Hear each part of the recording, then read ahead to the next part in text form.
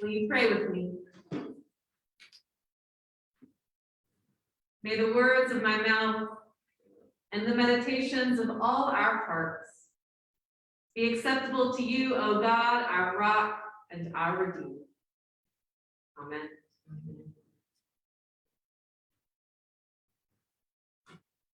If I have to love my enemies, I don't want to do it like Jesus says. I'd rather love my enemies in the style of Paul. Both of our New Testament readings this morning issue the command to love our enemies and bless those who persecute us. But Jesus and Paul offer rather different reasons for doing so. Love your enemies, says Jesus.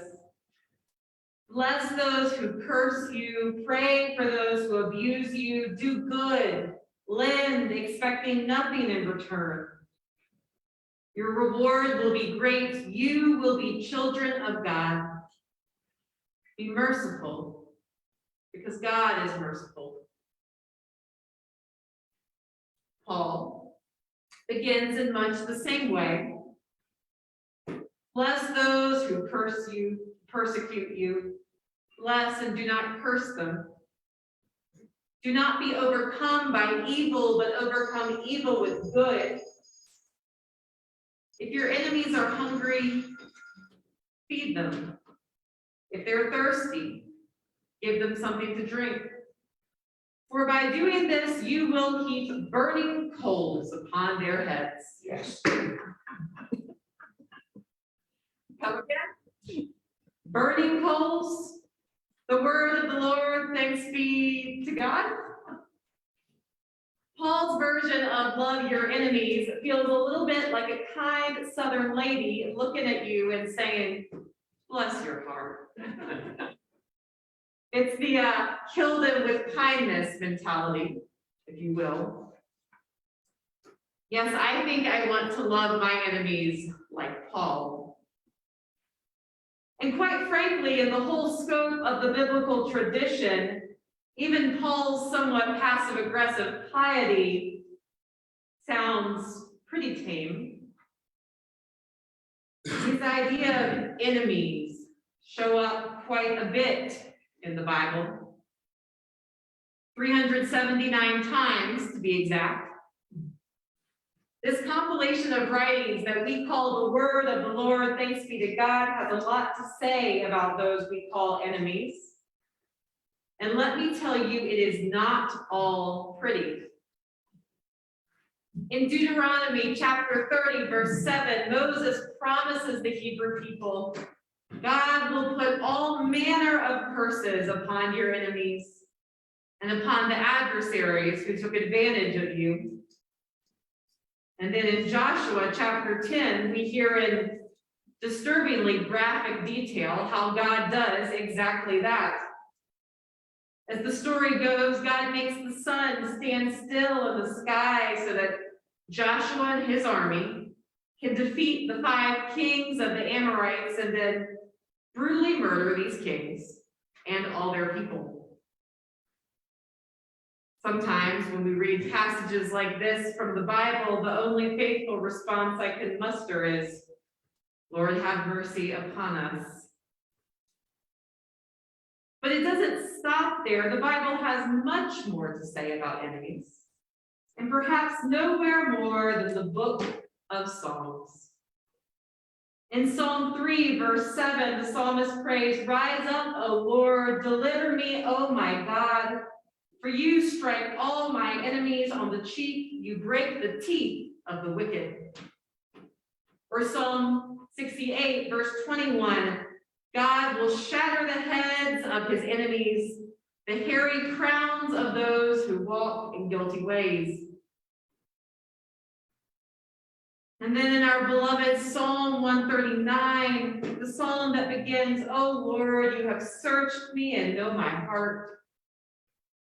After 18 verses of beautiful poetry, detailing our intimacy with the inescapable God, The psalmist suddenly shifts and cries, "Oh, that you would kill the wicked, that the bloodthirsty would depart from me, O God. Do I not hate those who hate you? I hate them with perfect hatred. I count them my enemies." The word of the Lord. Thanks be to God. In Paul's letter to the Romans that we heard this morning, he's actually quoting from the book of Proverbs in what you now know turns out to be a fairly tame passage in the biblical tradition on enemies. If your enemies are hungry, Proverbs reads, give them bread. If they're thirsty, give them water to drink, for you will heap coals of fire on their heads. Kill them with kindness. Sounds okay to me. But Jesus asks for more. Jesus is always doing that, isn't he? Jesus asks us to love our enemies simply because we are children of God. This is not logical or rational. And so I won't try to talk about it with words of reason. But since Jesus taught with parable and with story, I'd like to tell you a modern day parable written by one of my favorite children's authors, Douglas Wood, called Old Turtle and the Broken Truth. As the story goes, once in a beautiful faraway land that was somehow not so very far, a beautiful truth fell from the sky. But as it fell, it broke in two. One piece blazed away into the night, and the other piece fell to the ground where it lay, beautiful and broken. Now several of the animals, crow, fox, butterfly, and bear, stumbled upon this broken truth, and they marveled at how beautiful it was. Each of them picked it up, and they carried it with them for a little while. But in turn, each of the animals felt the jagged edges. They realized that this was only part of a truth, that this truth was broken, so they dropped it along the path and went on their way. But then one day, a human found this broken truth, picked it up, and read what was written on it. You are loved.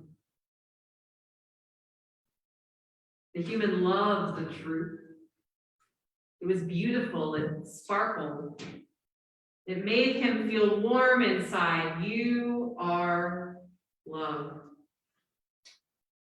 So he took it back and showed it to his people, and they too loved the truth. They cherished it, they kept it hidden away, and it became their most prized possession. But the humans did not see that the truth was broken, that it was only a half-truth, and so they began to fight. One nation hoarded it, and another became jealous and went to capture it. They fought and made war, and they locked the broken truth in a high tower away where no one could reach it.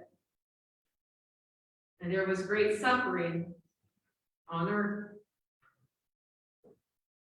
Until one day, a little girl went in search of Old Turtle, the oldest and the wisest creature on the earth. The little girl found Old Turtle and she told her how her people were suffering. And Old Turtle reveals to that little girl what she does not know, that their beloved truth is broken and part of it is missing. It is because it is so close to a great whole truth that it has such beauty and the people love it so, Old Turtle says. The little girl is distraught, and so she asks Old Turtle what happened to the missing piece of the truth. Could we find it? Could we put the truth back together? Old Turtle smiles, as turtles can, and hands the little girl another shining broken stone. But before the little girl sets off, Old Turtle warns her, remember this, little one. The broken truth and life itself will be mended only when one person meets another, someone from a different place or with a different face or different ways, and sees herself. Only then will the people know that every person, every being is important, and that the world was made for each of us. The little girl travels breathlessly home to her people. She runs up the tall tower and retrieves the broken truth. She brings it down and she calls the people together. They gather around as she takes out the stone that Old Turtle gave her and pieces it together with that broken truth her people had long cherished.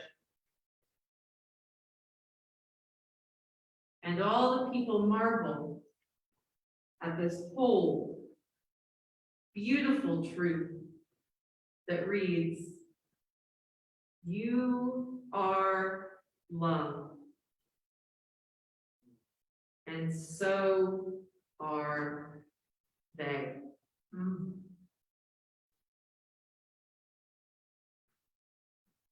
You are love, and so are they. It is as simple and as utterly unfathomable as that. Love your enemies. Bless those who curse you. Overcome evil with good, for in doing so, you will be children of God. And maybe, just maybe, we will recognize that our enemies are God's children too. We are loved, and so are they. Thanks be to God.